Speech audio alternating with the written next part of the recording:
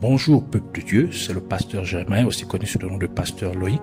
Nous voulons écouter la parole de Dieu pour la semaine, mais avant tout nous voulons commencer par une parole de prière. Alors en signe de révérence à notre Père Céleste, à notre Dieu, baissons nos têtes et prions ensemble. Père éternel, Dieu de gloire, Dieu saint, Dieu tout-puissant, toi qui ne changes pas, qui vis à tout jamais, qui règne au-dessus de toutes choses.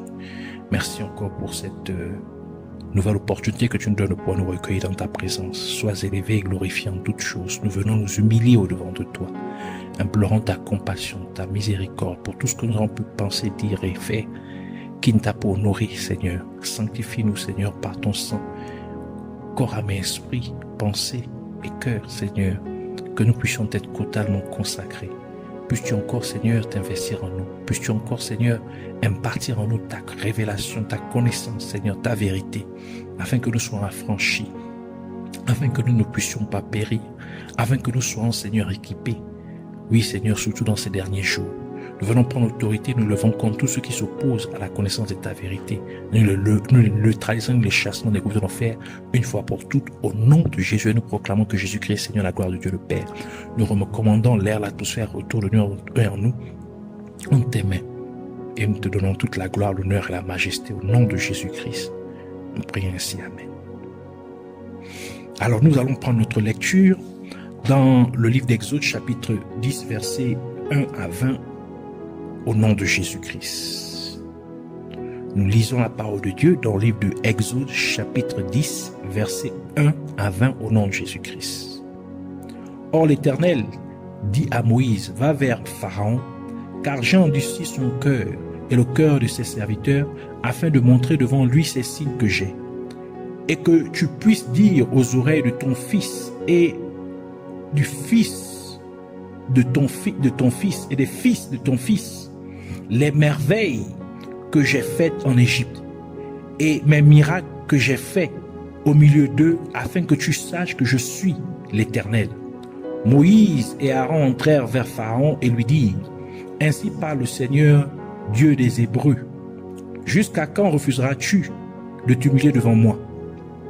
Laisse partir mon peuple afin qu'il me serve. Si tu refuses de laisser partir mon peuple, voici je ferai entrer demain des sauterelles sur ton territoire.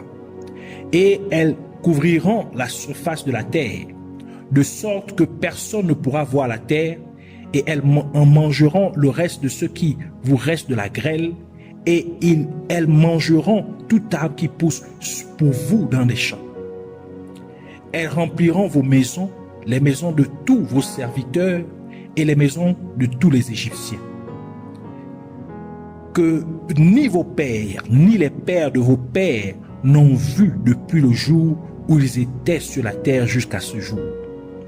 Et il se retourna et sortit de Pharaon. Alors les serviteurs de Pharaon lui dirent, jusqu'à quand cet homme sera-t-il un piège pour nous? Laisse aller les hommes afin qu'ils servent l'Éternel leur Dieu. Ne sais-tu pas encore que l'Égypte est détruite? Moïse et Aaron furent ramenés vers Pharaon et il leur dit, allez, servez l'Éternel votre Dieu. Qui sont ceux qui s'en vont? Et Moïse dit, nous irons avec nos petits et nos vieux, avec nos fils et nos filles, avec nos petits et nos grands. Nous irons, car nous devons faire une fête à l'Éternel. Alors il leur dit, le Seigneur fera mieux d'être avec vous quand je vous laisserai partir, vous et vos petits. Prenez garde, car le mal est devant vous. Non, allez maintenant, vous qui êtes des hommes, et servez le Seigneur, car c'est ce que vous vouliez. Et ils furent chassés de la présence de Pharaon. Alors l'Éternel dit à Moïse, étends ta main sur le pays d'Égypte, pour que les sauterelles, afin qu'elles viennent sur le pays d'Égypte, et qu'elles mangent toutes les herbes du pays, tout ce que la grêle a laissé. Alors Moïse étendit sa verge sur le pays d'Égypte, et l'Éternel fit souffler un vent d'Orient sur le pays tout ce jour-là et toute la nuit. Quand c'était le matin, le vent d'Est amena les sauterelles, et les sauterelles montèrent sur tout le pays d'Égypte et se reposèrent sur tout le territoire d'Égypte. Elles étaient très sévères. Auparavant, il n'y avait pas eu de sauterelle comme elle, et il n'y en aura pas après elle, car elle couvrait la surface de la terre, de sorte que le pays était obscurci, et elles mangèrent toutes les herbes du pays et tous les fruits des arbres que la grêle avait laissés. Il ne resta donc rien de vert sur les arbres ni sur les plantes des champs dans tout le pays d'Égypte. Alors Pharaon appela en hâte Moïse et Aaron et dit: j'ai péché contre l'Éternel votre Dieu et contre vous. Maintenant, pardonne mon péché une seule fois et implore l'Éternel ton Dieu de prendre loin de moi cette mort seulement. Alors il sortit de chez Pharaon et pria l'Éternel, et le Seigneur tourna un vent d'ouest très fort qui emporta les sauterelles et les emporta dans la mer Rouge. Il ne resta pas un seul criquet sur tout le territoire de l'Égypte. Mais l'Éternel endurcit le cœur de Pharaon et ne laissa pas aller les enfants d'Israël. Que le Seigneur bénisse sa parole, qu'elle vienne pleine de grâce, de révélation, de bénédiction, de gloire et de vie au nom de Jésus-Christ. Amen. Alors aujourd'hui, nous voulons continuer dans notre enseignement principal qui est « Laisse partir mon peuple ». Aujourd'hui, le Seigneur voudrait parler de neutraliser le dieu égyptien Seth. Neutraliser le dieu égyptien Seth.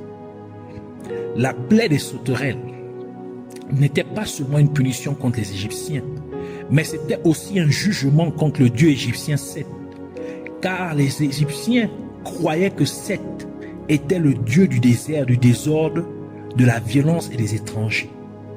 Seth, qui s'écrit S-E-T ou S-E-T-H, également orthographié Setesh ou Soutek ou Setek ou Souti, est le dieu du désert, des tempêtes, du désordre, de la violence et des étrangers dans la religion d'Égypte ancienne.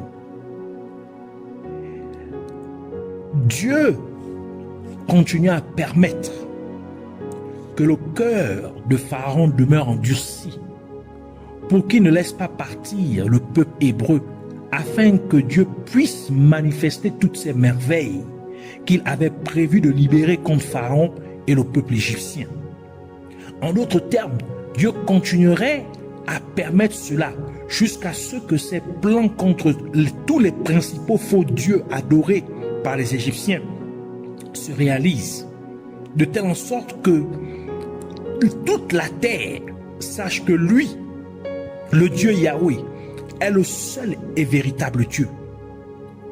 Mais Dieu permit aussi que le cœur de Pharaon demeure endurci, afin qu'il puisse faire ses merveilles, tous ces miracles, avec l'intention que les Hébreux puissent avoir quelque chose à raconter à leurs enfants et aux enfants de leurs enfants, qu'ils puissent leur raconter toutes les merveilleuses œuvres qu'il fit pour eux en Égypte. La même chose est vraie lorsqu'il s'agit de notre vie. À des moments, Dieu endurcit le cœur de nos ennemis pour qu'ils ne nous libèrent pas de leurs pièges, afin que Dieu s'occupe d'eux, de telle sorte que Dieu puisse manifester tout ce qu'il a prévu de faire contre eux. Et aussi à des moments, Dieu le permet, c'est-à-dire Dieu endurcit le cœur de nos ennemis pour que nous puissions avoir un témoignage à raconter à notre famille et à notre entourage. Donc Dieu peut permettre que tu traverses des moments difficiles afin que tu puisses sortir de là avec un témoignage, afin que tu puisses avoir quelque chose à raconter à ton entourage, afin que les gens autour de toi puissent connaître le Dieu que tu adores, le Dieu que tu sers. En endurcissant le cœur de Pharaon et le cœur des serviteurs de Pharaon, afin qu'ils n'influencent pas Pharaon à laisser partir le peuple d'Israël, Cela nous enseigne que lorsqu'on est en position de leadership, l'on devrait s'assurer de toujours prier pour ses proches assistants et collaborateurs, car Satan peut s'emparer d'eux pour les influencer afin de nous amener à prendre de mauvaises décisions. Donc, chaque fois que vous êtes dans une position de leadership, d'autorité, et que vous avez des gens autour de vous qui vous conseillent, il est important de toujours les garder dans la prière afin que l'ennemi ne puisse pas s'accaparer d'eux pour leur insuffler des mauvaises injonctions afin de vous dérouter. Et encore, une fois de plus, des serviteurs de Pharaon plus éminents se joignirent au groupe de ceux qui étaient convaincus que ce n'était pas l'œuvre des hommes, mais celle de Dieu. Alors qu'il faisait clairement comprendre à Pharaon que le pays et le peuple d'Égypte étaient en train d'être détruits. Cela veut nous dire que lorsque la main de Dieu est de plus en plus lourde sur vos oppresseurs, un plus grand nombre de vos oppresseurs se joindraient pour plaider en votre faveur, pour que vous puissiez être libérés.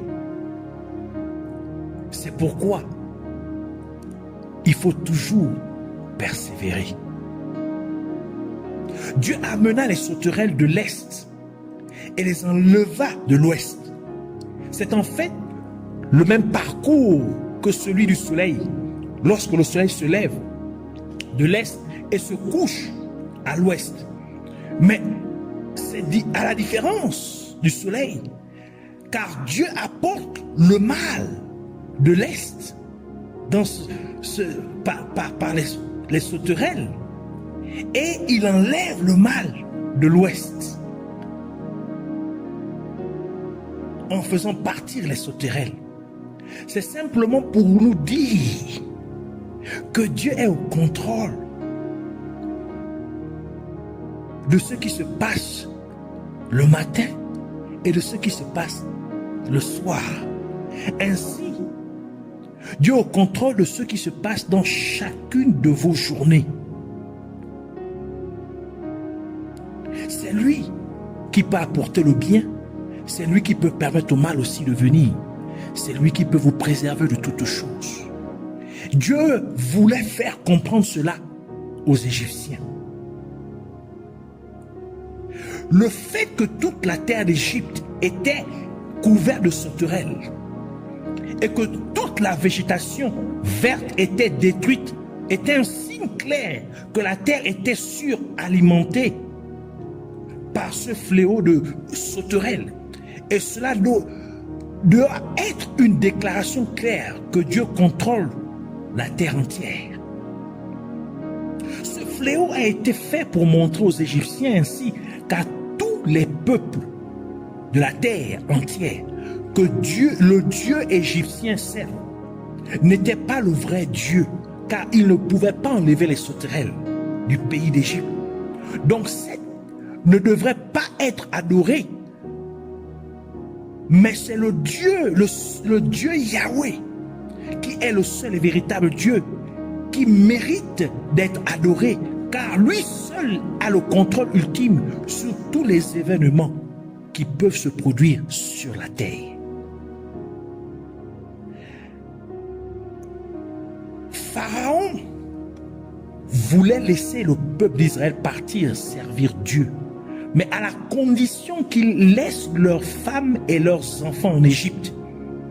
Cela nous dit que lorsque le royaume des ténèbres ne peut plus vous contenir vos prières persistantes, il serait prêt à lâcher prise, tant qu'il peut encore garder vos familles en esclavage en Égypte.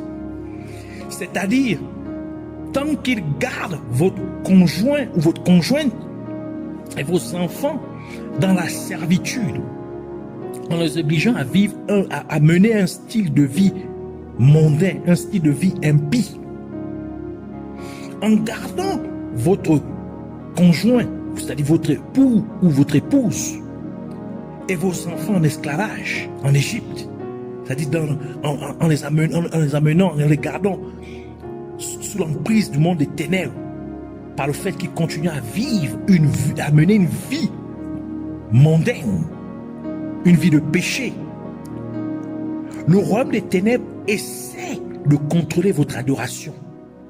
Parce que Pharaon savait que si les Israélites allaient adorer le Seigneur en dehors de l'Égypte, ils auraient eu la moitié de leur cœur encore attaché en Égypte. Et l'autre moitié déterminée à adorer Dieu. Ce qui signifie qu'ils n'auraient pas adoré Dieu de tout leur cœur, du fait que leurs enfants et leurs femmes étaient encore en Égypte. Et donc, les Israélites auraient toujours eu le désir de retourner en Égypte. Et ils ne seraient ainsi pas conformés, ils ne se seraient pas ainsi conformés à ce que Dieu attendait d'eux. Car Dieu dit à Moïse, dans Deutéronome chapitre 6, verset 5, il dit « Et tu aimeras l'Éternel ton Dieu de tout ton cœur, de toute ton âme et de toute ta force. » Donc Dieu veut qu'on l'adore de tout notre cœur. Il ne veut pas que notre cœur soit divisé, que notre cœur soit partagé lorsqu'il s'agit de l'adorer. Il veut que notre cœur lui soit entièrement consacré. C'est pourquoi il est important pour les croyants de s'assurer qu'ils ne négligent pas de prier et d'intercéder pour leur famille et de leur enseigner la parole de Dieu afin que eux aussi soient sauvés et qu'ils servent Dieu. Car tant que votre famille, c'est-à-dire votre conjoint, votre conjointe et vos enfants vivraient leur vie selon les voies mondaines, votre cœur serait divisé et vous n'adorerez pas Dieu de tout votre cœur. Et à un moment donné, vous seriez tenté de retourner vers le monde. Donc, de rétrograder, de mener encore, de continuer, de mener une vie mondaine comme eux. C'est pourquoi vous ne devez pas laisser place aux voies du monde d'infiltrer votre famille ou votre foyer. C'est pourquoi Josué dit dans Josué chapitre 24 verset 15, la dernière partie du verset, il dit « Mais quant à moi et ma maison, nous servirons l'Éternel. » Et la parole de Dieu ajoute dans Actes chapitre 16 verset 31 pour dire « Crois au Seigneur Jésus-Christ et tu seras sauvé, toi et ta maison. » Alors, il est impératif pour nous, enfants de Dieu, pour nous, croyants, de nous rassurer que nos familles soient aussi sauvées. En intercédant pour elles, en intercédant pour nos enfants, en intercédant pour notre conjoint, en intercédant pour chaque membre de nos familles. C'est notre devoir. Afin que l'ennemi ne puisse pas contrôler notre adoration.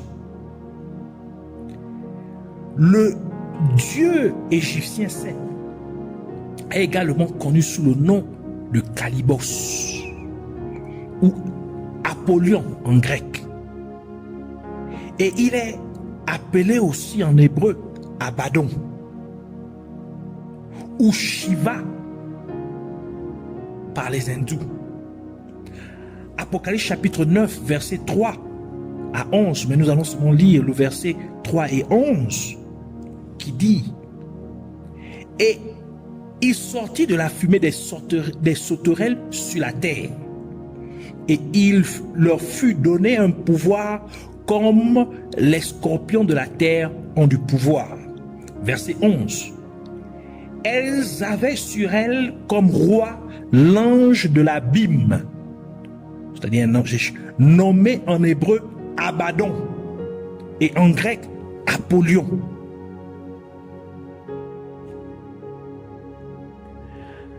Apollyon ou encore Abaddon ou Calibos ou Shiva est la deuxième entité démoniaque dans la triade diabolique de Satan. Et il est en charge de la destruction. Il vise à détruire les capacités divines placées dans les êtres humains. Dieu a placé ces capacités divines dans l'esprit de chaque être humain en insufflant dans les narines d'Adam le souffle de vie au 6e jour de la création. Genèse chapitre 2 verset 7 à 8 qui dit: et l'Éternel Dieu forma l'homme de la poussière de la terre et souffla dans ses narines un souffle de vie, et l'homme devint une âme vivante. Ainsi